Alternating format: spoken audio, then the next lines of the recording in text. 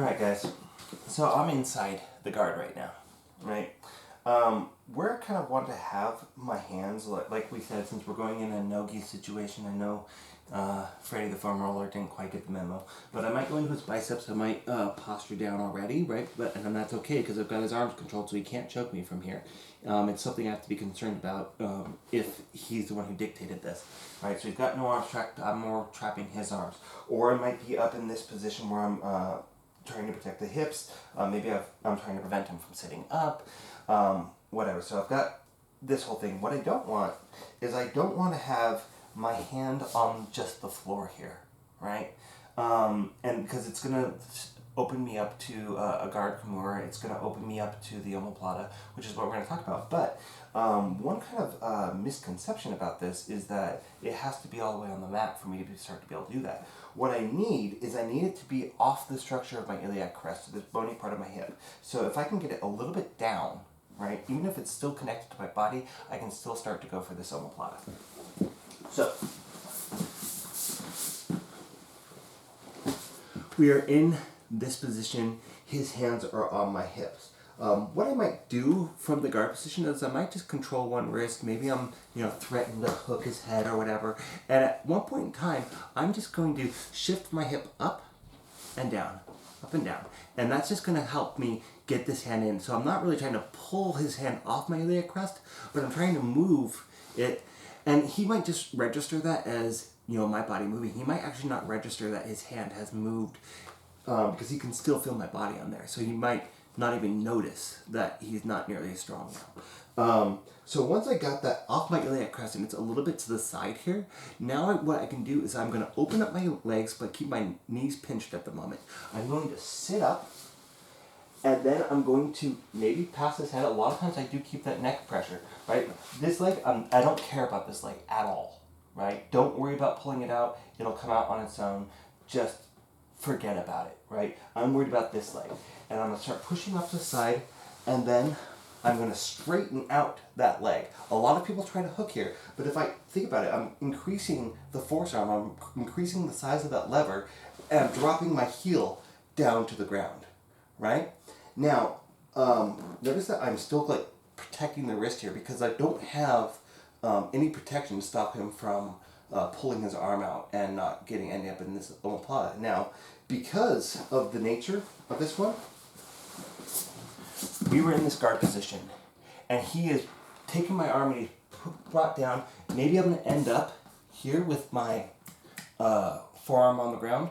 Maybe I'm going to be able to stay posted on this, right?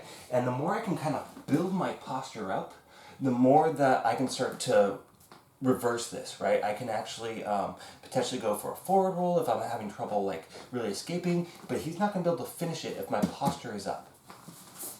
So, right? So, shift, just to get that hand off my iliac crest a little bit to the side.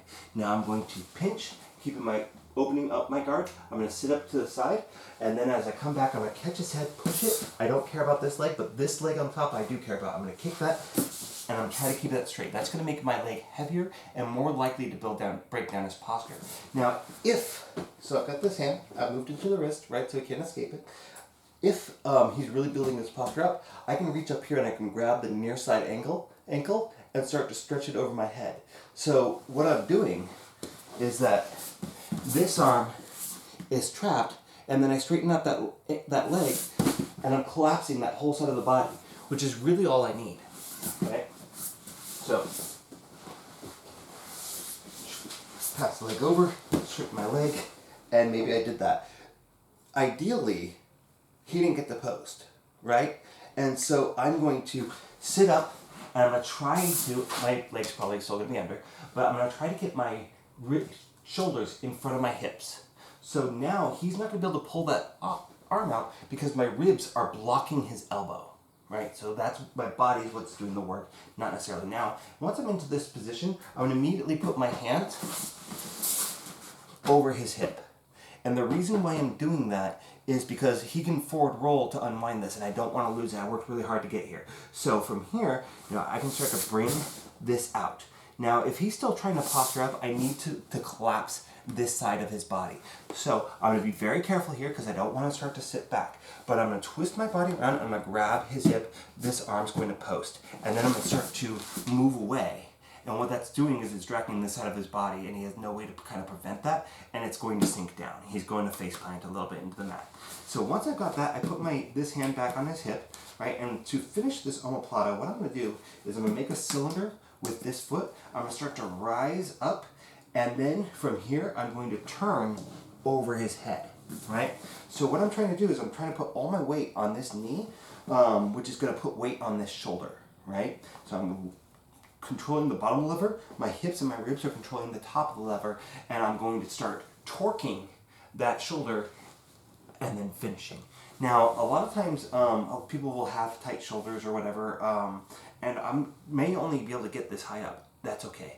That doesn't matter as much. So I get, this far up, and he's probably going to be tapping. So be very, very, very slow with this. Once you got basically his side collapsed on the mat, he's not going to be able to really to defend this very well anymore, right? We've broken down his defenses, so you've got time to do this safely.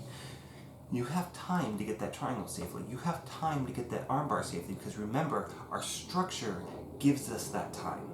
Our connection gives us that time. Because we have established control, we have all the time in the world to finish our submission. So there's no reason to ever injure your partner because you're going for a submission. Usually injuries should happen, in a transition, and they should be completely accidental. They should never happen from a submission, because we're being careful. We care about our partners, right? So,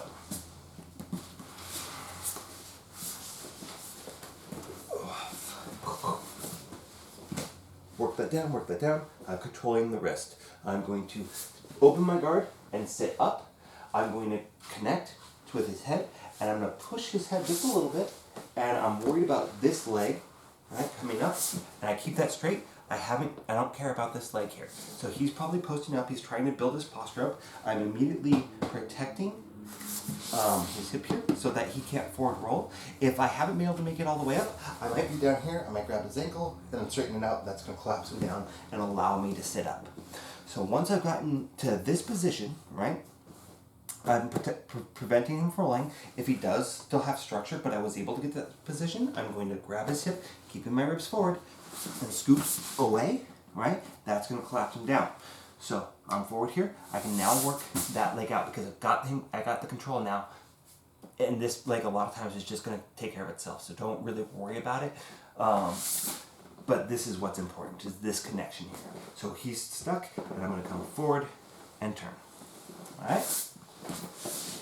So those are the three most common, most powerful attacks in the whole of jiu-jitsu and submission wrestling. It's so those are kind of not necessarily the best entries into it, right? But those are kind of the more traditional entries into it, and we will get into more details and more entries as we go along. But this is a good place for you to start and practice these basic techniques.